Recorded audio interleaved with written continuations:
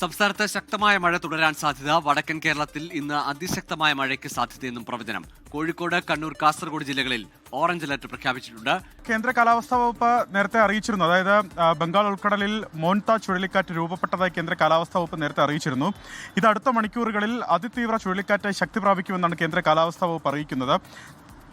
നാളെ വൈകുന്നേരം അല്ലെങ്കിൽ നാളെ രാത്രിയോടുകൂടി ആന്ധ്രാപ്രദേശ് തീരത്ത് മച്ചിലിപട്ടണത്തിനും കലിംഗ പട്ടണത്തിനുമിടയിൽ കാക്കിനടയ്ക്ക് സമീപം ഇത് തീവ്ര ചുഴലിക്കാറ്റായി 110 കിലോമീറ്റർ വരെ വേഗതയിൽ ഇത് കരയിൽ പ്രവേശിക്കാൻ സാധ്യതയുണ്ടെന്ന് കേന്ദ്ര കാലാവസ്ഥാ വകുപ്പ് അറിയിക്കുന്നുണ്ട്. ആന്ധ്രാപ്രദേശ്, തെക്കൻ ഒഡീഷ തീരങ്ങളിൽ ഈ ചുഴലിക്കാറ്റ് മുന്നറിയിപ്പിന്റെ രണ്ടാം ഘട്ട മുന്നറിയിപ്പായ ഓറഞ്ച് മെസ്സേജ് ഇതിനോടകം നൽകിയിട്ടുണ്ട്. ശക്തമായ മഴ, അതിതീവ്ര മഴ ആ മേഖലയിൽ ലഭിക്കും. പ്രത്യേകിച്ച് വടക്കൻ തമിഴ്നാട്, ആന്ധ്രാപ്രദേശ്, തെക്കൻ ഒഡീഷ തീരങ്ങളിൽ അതിതീവ്രമായ മഴയ്ക്കുള്ള സാധ്യതയുണ്ട്. ഇതിന്റെ സ്വാധീനം ഒപ്പം അറബിക്കടലിൽ തീവ്ര ന്യൂനമർദ്ദം നിലനിൽക്കുകയും ചെയ്യുന്നുണ്ട്. ഈ രണ്ട് സിസ്റ്റങ്ങളുടെ സ്വാധീനത്തിൽ സംസ്ഥാനത്ത് അടുത്ത ദിവസങ്ങളിൽ ശക്തമായ മഴ തുടരാൻ സാധ്യതയുണ്ടെന്നാണ് കേന്ദ്ര കാലാവസ്ഥാ വകുപ്പ് അറിയിക്കുന്നത്. കേരളത്തിൽ ഇന്ന് വടക്കൻ കേരളത്തിൽ നിന്ന് അതിശക്തമായ മഴയ്ക്കുള്ള സാധ്യത പ്രവചിക്കുന്നുണ്ട്. കേരളത്തിൽ പൊതുവെ ശക്തമായ മഴ തുടരും. തിരുവനന്തപുരം, കൊല്ലം ഒഴികെയുള്ള 12 ജില്ലകളിൽ ഇന്ന് മഴ മുന്നറിയിപ്പ് നൽകിയിട്ടുണ്ട്.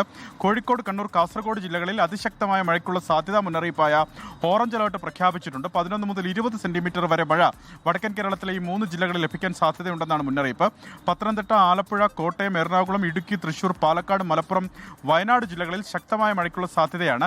യെല്ലോ മുന്നറിയിപ്പ് ഈ ജില്ലകളിൽ നൽകിയിട്ടുണ്ട്. നാളെയും തെക്കൻ കേരളത്തിലും മധ്യ കേരളത്തിലും മഴ കനക്കാൻ സാധ്യതയുണ്ട്. ഇതിൽ മലയോര മേഖലയിൽ പ്രത്യേക ജാഗ്രത വരണം. അതിശക്തമായ കാറ്റിനും കനത്ത മഴയ്ക്കും മലയോര മേഖലയിൽ സാധ്യതയുണ്ട്. ഒപ്പം കേരള, കർണാടക, ലക്ഷദ്വീപ് തീരങ്ങളിൽ മത്സ്യബന്ധനത്തിന് ഏർപ്പെടുത്തിയ വിലക്ക് തുടരുകയും ചെയ്യും.